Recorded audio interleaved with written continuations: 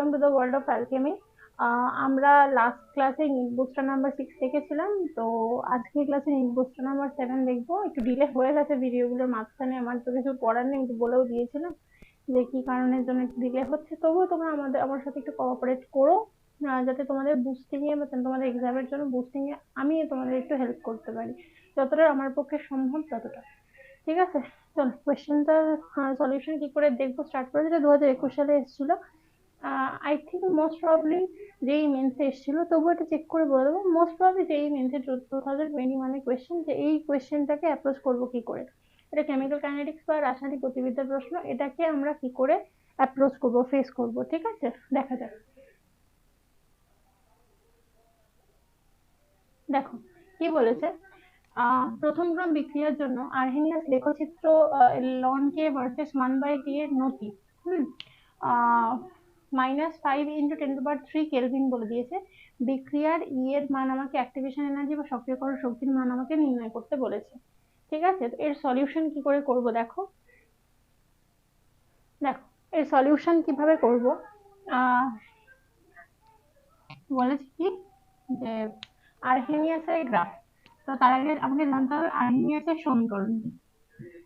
রাসায়নিক গতিবিদ্যার প্রথম ক্রম সংক্রান্ত যে আর্হেনিয়াসের সমীকরণ, প্রথম ক্রম বিক্রিয়া সংক্রান্ত যে আর্হেনিয়াসের সমীকরণ, সেখান থেকে আমি কি জানি যে কোন বিক্রিয়ার হার ধ্রুবক কে যদি হয়, তাহলে k equal to A into e⁻ a/RT।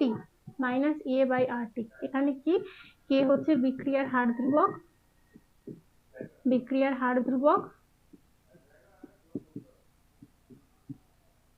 এ হচ্ছে বিক্রিয়ার কম্পাঙ্ক গুণাঙ্ক। আগের দিন আমি বলে দিয়েছিলাম বিক্রিয়ার কম্পাঙ্ক গুণাঙ্ক, ফ্রিকোয়েন্সি ফ্যাক্টর। ঠিক আছে, রেট কনস্ট্যান্ট, আর ধ্রুবক, কম্পাঙ্ক গুণাঙ্ক হচ্ছে ফ্রিকোয়েন্সি ফ্যাক্টর। প্রত্যেকটা বিক্রিয়ার জন্য এটা ফিক্স ফ্রিকোয়েন্সি ফ্যাক্টর। ই তো এক্সপোনেনশিয়াল জানোই। ই এ হচ্ছে বিক্রিয়ার সক্রিয়করণ শক্তি, বিক্রিয়ার জন্য নির্দিষ্ট বিক্রিয়ার সক্রিয়করণ শক্তি, যাকে ইংরেজিতে আমি বলি অ্যাক্টিভেশন এনার্জি। কোন স্পেসিফিক কেমিক্যাল রিঅ্যাকশনের অ্যাক্টিভেশন এনার্জি। আর তো হচ্ছে সার্বজনীন গ্যাস ধ্রুবক, ইউনিভার্সাল গ্যাস কনস্ট্যান্ট। আর টি হচ্ছে আমার পরম উষ্ণতা, কেলভিন টেম্পারেচার। পরম উষ্ণতা, কেলভিন টেম্পারেচার।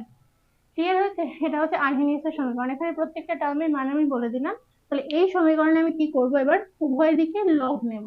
ঠিক আছে, লগ বা লন তুমি যেটা খুশি নিতে পারো, আমি লন নিচ্ছি। ঠিক আছে, দেখো কি হবে। কি ছিল equation, K equal to A e⁻ তাহলে কি হবে, লন কে বোথ সাইডে লন নিলে কি হবে, লন A minus plus of -e/RT। ঠিক আছে, এটা হবে। আচ্ছা, প্লাস মাইনাসে মাইনাস হয়ে যাবে, তাহলে লন কে ইকুয়াল টু লন এ মাইনাস প্লাস মাইনাসে মাইনাস e/RT। আমি জানি লন মানে সবসময় বেস ই, লন মানে লগ বেস ই কে লন বলা হয়। ঠিক আছে, আচ্ছা এবার দেখো আমাকে গ্রাফে কি জিজ্ঞেস করেছে, লন কে ভার্সেস 1/T।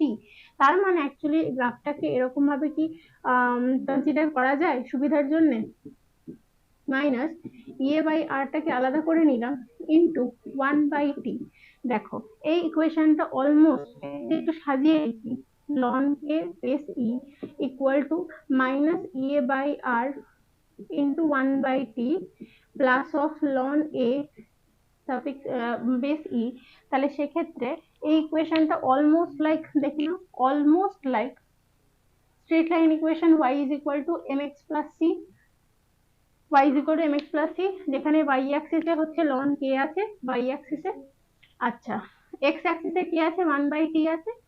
m এখানে slope of the straight line, মানে নতি, স্ট্রেট লাইনের সরলরেখার নতি আমার এখানে কত, -e/r। আর ইন্টারসেপ্ট ছেদিতাংশ কত এখানে, ln a। ঠিক আছে, তাহলে এখানে স্লোপ বা নতি থেকে আমি কি পাচ্ছি, মানে অ্যাকচুয়ালি সরলরেখাটা স্ট্রেট লাইনের যে সমীকরণটা এখানে এই এর ক্ষেত্রে কি হবে, y অ্যাক্সিসে আমি রাখবো ln কে বেস ই আর এক্স অ্যাক্সিসে রাখবো 1/t। তাহলে গ্রাফটা দেখতে কেমন হবে?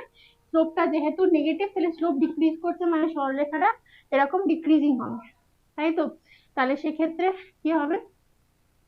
এই গ্রাফটার স্লোপ বা নতি, কত হবে? স্লোপ বা নতি অ্যাকচুয়ালি ডিক্রিজিং হবে, তাহলে এটা স্লোপ বা নতি এখানে কত হবে? Minus EA by R, minus EA by R, minus EA by R. Clear হলো? ঠিক আছে, দেখ তাহলে এখান থেকে আমি কি পাচ্ছি? আমাকে অ্যাক্টিভেশন এনার্জি বার করতে বলেছে বিক্রিয়া, তাহলে মাইনাস ইএ বাই আর, আমি এখান থেকে কি পাচ্ছি? Minus EA by R. স্লোপের ভ্যালু বলে দিয়েছে কত? Minus 5 × 10⁻³ kelvin. আচ্ছা, তাহলে বোথ সাইডে মাইনাস মাইনাসে ক্যান্সেল করলে তাহলে ইএ অ্যাক্টিভেশন এনার্জি কত হবে? আর ইনটু 5 × 10⁻³ কেলভিন। আচ্ছা, অ্যাক্টিভেশন এনার্জিকে যদি আমি জুলে কনভার্ট করার চেষ্টা করি, তার মানে কি আর কে আমাকে জুলে নিতে হবে? আর এর তো হিট অ্যাটমসফিয়ার ভ্যালু হয়, আবার জুলে ভ্যালু হয়, তাহলে কত হবে? আর এর value 8.314 joule per kelvin per mole into 5 × 10⁻³ kelvin. তাহলে দেখো কেলভিন কেলভিন ক্যান্সেল করে দিলাম। আচ্ছা, একটা কাজ করি, অ্যাক্টিভেশন এনার্জিকে আমি একটা কাজ করি, 8.314 ইন্টু 5 করে দিই, আর পুরো টার্মটাকে, পুরো টার্ম মানে জুল পার মোলটাকে একটা কাজ করে দিই, ওটা 100 দিয়ে ডিভাইড করে দিই, তাহলে এটা কি কনভার্ট হলো? জুল পার মোলে কনভার্ট হলো ইউনিটটা, তাহলে এটা ক্যান্সেল হয়ে গেল। তাহলে আলটিমেটলি আমার যে ভ্যালুটা আসছে মাল্টিপ্লাই করার পর, সেটা কি আসবে? 41.570। ঠিক আছে, 41.57 কিলো জুল পার মোল। তাহলে অলমোস্ট এই আনসারটা কার সাথে ম্যাচ করছে? অপশন নাম্বার এর সাথে ম্যাচ করছে। তো ফর দিস ইকুয়েশন এটা হচ্ছে আমার correct option. For this question এটা হচ্ছে আমার কারেক্ট অপশন। ঠিক আছে, ক্লিয়ার আছে যে আমার লেখচিত্র থেকে, আর্হেনিয়াসের লেখচিত্র থেকে, তার গ্রাফ থেকে, তা আমি স্লোপের ভ্যালু যদি দেওয়া থাকে তাহলে সেই বিক্রিয়ার অ্যাক্টিভেশন এনার্জি বা সক্রিয়করণ শক্তি কি করে বের করতে পারি। ক্লিয়ার হলো? আচ্ছা, নেক্সট কোয়েশ্চেনে দেখা যাক। নেক্সট আরেকটা কোয়েশ্চেন দেখাবো এই রিলেটেড, যাতে তোমাদের এরপরে এই ধরনের কোয়েশ্চেনে অ্যাপ্রোচ নিয়ে সুবিধা হয়। ঠিক আছে, চলো নেক্সট কোয়েশ্চেনে যাই।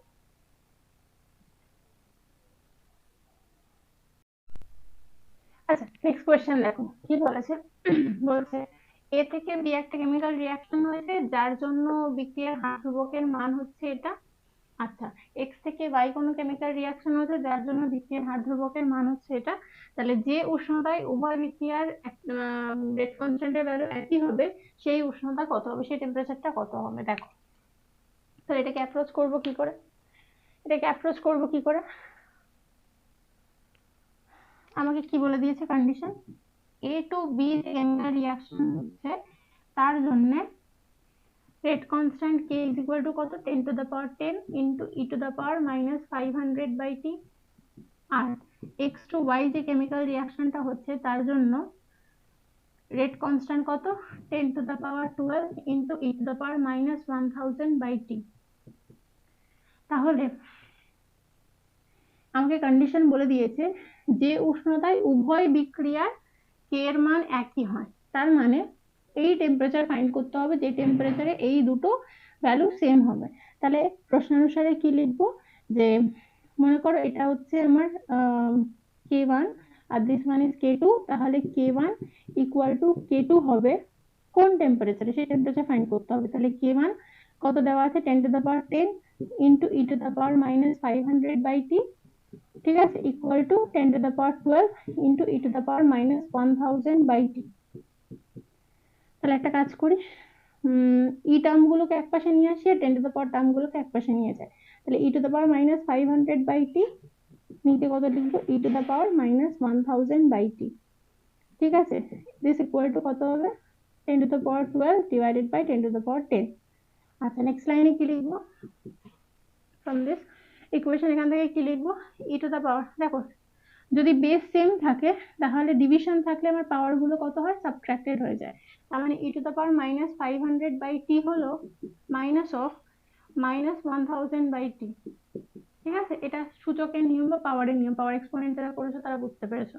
ঠিক আছে, ইকুয়াল টু, মানে suppose a to the power x divided by a to the power y যদি হয় তাহলে আমি কি লিখবো, বেস সেম, তাহলে পাওয়ার গুলো সাবট্রাক্টেড হবে, x মাইনাস 5। সিমিলারলি এই মেথড এখানে আমি অ্যাপ্লাই করেছি, তাহলে কি হবে, এখানেও 10 টু দ্য পাওয়ার 12 মাইনাস 10, তাহলে e টু দ্য পাওয়ার আমার কত আসছে, মাইনাস হচ্ছে plus 1000 by t minus 500 by t is equal to 10 to the power 2, তার মানে 10 স্কোয়ার মানে হচ্ছে 100। তাহলে দেখো, তাহলে e টু দ্য পাওয়ার আমার কত আছে, t যদি এলসিএম হয় 1000 মাইনাস 500, তাহলে 100 ইকুয়াল টু 100, তাহলে e to the power 500 by t, 500 by t equals to 100। ঠিক আছে, আচ্ছা t এর ভ্যালুটা আমাকে বার করতে হবে, কি করব, দেখো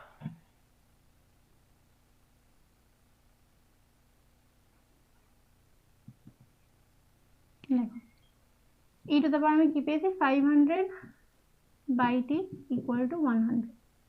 দেখো বোথ সাইডে লন যদি নিই, লন কত হবে, লন যদি বোথ সাইডে নেওয়া হয় তাহলে ইটা উঠে যাবে, তাহলে 500 বাই 3 থাকছে, এটা হচ্ছে loan 100।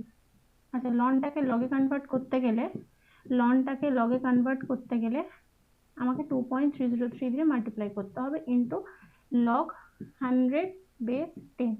This means 500 by t equals to 2.303 into log 100 কে লিখতে পারি 10 স্কোয়ার। ঠিক আছে, তাহলে 500 by t can be written as 2.303, আর যখন লগের টার্ম থাকে, লগের অঙ্ক থাকে, suppose log x square can be written as 2 log x, পাওয়ারটা সামনে চলে আসে, 2 লগ x পাওয়ারটা সামনে চলে আসে, সেরকম ভাবে এখানে আমি পাওয়ারটা যদি সামনে নিয়ে আসি তাহলে 2.303 এর সাথে মাল্টিপ্লাই করে দেবো ইনটু লগ 10 বেস 10। এতদূর ক্লিয়ার হচ্ছে, এতদূর ক্লিয়ার হচ্ছে? ঠিক আছে, দেখো নেক্সট লাইনে এখানে কি লিখবো, নেক্সট লাইনে কি লিখবো, এটুকু নিতে জানো, log a base a equal to 1, তাহলে 10 বেস 10 1 হবে, তাহলে আমি এখান থেকে কি লিখতে পারি, 500 divided by t equals to 2.303 into 2 করলে হচ্ছে আমার 4.606 ইন্টু আমার লগ 10 বেস 10 মানে 1। This means temperature equals to 500 divided by 4.606, temperature unit কত, কেলভিন।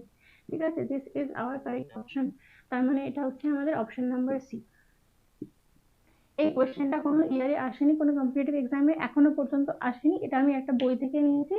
এই কোয়েশ্চেনটা মানে এই কোয়েশ্চেনের টাইপের, মানে এই টাইপের কোনো কোয়েশ্চেন যে আসবে না ইন ফিউচার সেটা বলছি না, আসতেও পারে, সেই কারণের জন্য এইরকম টাইপের একটা কোয়েশ্চেন তোমাদের করিয়ে দেওয়া হলো যাতে তোমাদের ফিউচারে কোনো কম্পিটিটিভ এক্সামে হেল্প হয়। ঠিক আছে, তো এই হচ্ছে কেমিক্যাল কাইনেটিক্স এর এমন দুটো প্রশ্ন, যে দুটো প্রশ্ন টাইপের তোমাদের হয়তো অন্য কোনো কোয়েশ্চেন কম্পিটিটিভে, মানে নিটে হতে পারে, যেই মেন্সে হতে পারে, আসতে পারে। ঠিক আছে, যদি কোনো বুঝতে অসুবিধা হয় এই কোয়েশ্চেন আমাকে কমেন্টে জানিও, কোনো প্রবলেম হলে। তাহলে কেমিক্যাল কাইনেটিক্স এর কিছু কিছু জায়গা আমি এখনো পর্যন্ত বুঝতে পারলাম, আরো কয়েকটা কোয়েশ্চেন আমি কেমিক্যাল কাইনেটিক্স এর করাবো, এরপর নেক্সট চ্যাপ্টারে যাব।